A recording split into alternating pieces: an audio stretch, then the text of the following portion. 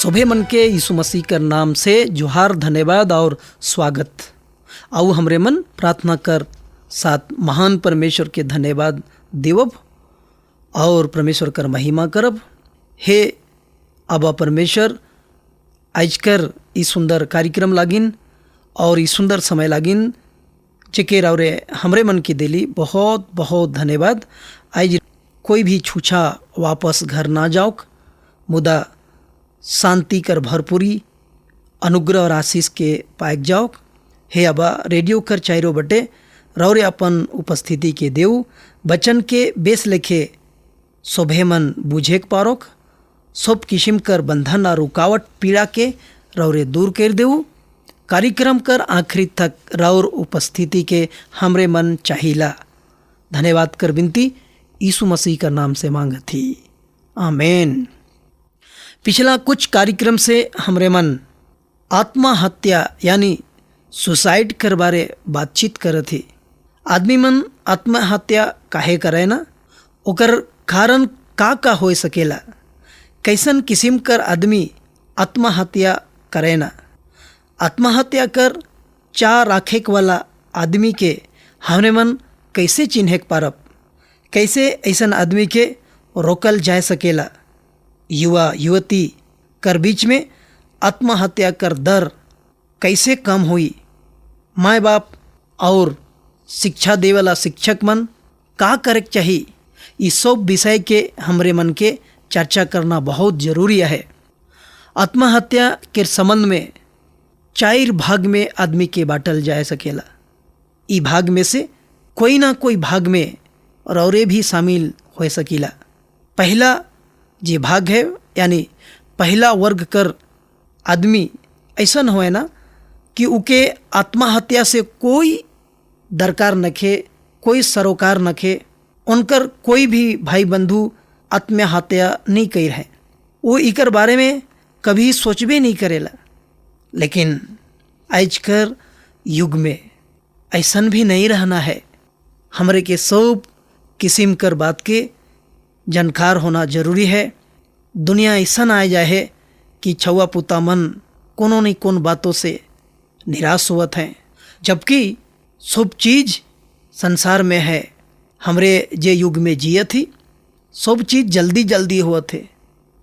Digital कर समय, computer कर युग, सब चीज़ के हमरे मन देखा थी। लेकिन फिर भी बहुत लड़का लड़की मने अपन जीवन की समाप्त कर देवत हैं। कभी कभी तो नेट में का के देख देख के निराश हो जाते हैं।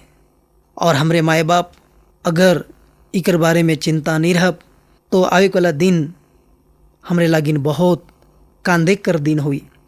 तो ऐसा आदमी मन के भी इस चीज़ के जानकार होना बहुत ज़रूरी है। रेडियो से रौरे सुना थी कि आत्महत्या करना बहुत ख़राब चीज़ है के, तो रौरे के भी इस सब ज्ञान होना जरूरी है। दूसरा वर्ग कर आदमी मन आत्महत्या कर बारे ज्ञान नहीं रखे ना। ऐसा आदमी दूसरा के चोट पहुँचाए ना और आत्महत्या करे के लागिन डहर बनाए ना। लेकिन उके मालूम नहीं चलेला, हमेशा अपन मुंह से दूसरा आदमी के चोट पहुँचाना, दूसरा के यह किस्म कर आदमी मन निराश कर देवे ना। इसन आदमी मन अपन बात से और अपन व्यवहार से दूसरा के ठेस पहुँचाए ना। हमरे के ऐसन भी होवे के नहीं चाहिए। अपन मुंह के तनी सुधराए के चाहिए। आई दुनिया में घर घर में देखो लड़ाई, बात नहीं रुचेला, आदमी के दूसरा कर बात छुरी चाकू ले खेल काटेला। और देखो घर में आत्महत्या कर लवे ना, कोई तो माए कर चलते, बाप कर चलते, कोई तो बेटा बेटी कर चलते। तो बात के हमरे मन के बुझे कहे, कौन ठीना का बोले कहे, गुसाल बेरा हमरे कुछ भी बोल देविला। लेकिन ये शब्द आदमी के काटेला और वही बेरा ओमन निराश हो के और आत्महत्या कर कोशिश करे ना। तीसरा कैटेगरी कर आदमी मन ने इमन आत्महत्या कर बारे में जाने ना, ऐसा आदमी कर कोई ना कोई करीबी आदमी आत्महत्या कर है, जेकर चलते उके पता है आत्महत्या करेला ओकर परिवार घर कर सब मन के बड़ा दुख और अपमान सहे पड़ेला। और से ले भाई बहन मन सावधान रहो, बहुत मुश्किल है जब आत्महत्या घर में हो जाएला। समाज कैसन कैसन बोलेला, ओकर परिवार के कितना कष्ट के उठाए पड़ेला। से ले जवान भाई बहन कभी भी आत्महत्या रौरे ना करो, ये बहुत गलत है। चौथा कैटेगरी कर आदमी मन सोचे ना कि जिए से अच्छा है आत्महत्या करना। ऐसा आदमी मन समस्या कर सामने टीक नहीं सके ना भाई बहन। ऐसा आदमी मन जल्दी से अपन जीवन के ख़त्म कर देवे ना। छोटका सन समस्या भी इकर लागिन पहाड़ बन जाएला, वो जल्दी निराश हो जाएला। तनी सन बात में मोरे के लागिन तैयार हो जाएला। ऐसा आदमी के प्रेम और उत्साह कर जरूरत है, और इसन आदमी के यीशु कर जरूरत है। मत्ती रचित सुसमाचार 11 अध्याय 28 पद में यीशु मसीह का है ना, हे परिश्रम करे वाला और बोझ से दबल आदमी मन मोर ठीना चैलावा, मैं तोहरे के शांति देबू, मैं तोहरे के छुटकारा देबू, मैं तोहरे के विश्राम देबू। यीशु और के बुला थे, लेकिन दुखद बात तो ये है कि मानव जाति यीशु ठीना आवे के नीक हो जाए ना। शैतान मानव के यीशु से दूर रखे कर कोशिश में लागल है, और शैतान ही मन में दुखी पहुँचाएला और निराश होए के आदमी मन अपन जान दे देवे ना। भाई बहन मन आज मैं और के यह कहून कि रौरे यीशु ठीनाऊ उर और के बुलात है, सब चिंता के उकरे हाथ में जिमा कर देऊ। एखन मैं रौर लागिन प्रार्थना करे जात हो, अपन अपन आँख के बंद रखू और दोनों हाथ के उठाए के परमेश्वर कर हाथ में अपन जीवन के जिमा कर देऊ। हे अबा परमेश्वर, ये सो भाई बहन मन के रौर पवित्र हाथ में जिमा कर देवथी। चिंता और तकलीफ, पीड़ा, दर्द सब किस्म कर बात इनकर जीवन से दूर हो जाओ, और आत्मा हत्या करे कर पाप से रौरे इनके बचाओ, नया जिंदगी देऊ। धन्यवाद देवथी प्रार्थना के सुने के लागिन, और ये प्रार्थना यीशु मसीह का नाम से मांगत ही। सुन के रौरे स्वर्गराज में ग्रहण करूँ, आमीन। परमेश्वर आबा के धन्यवाद।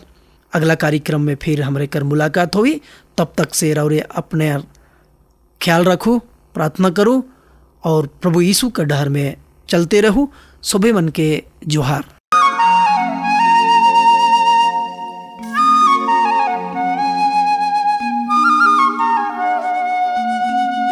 कला पे कुहा की रोजा रहना जिंदगी है दुए दीना।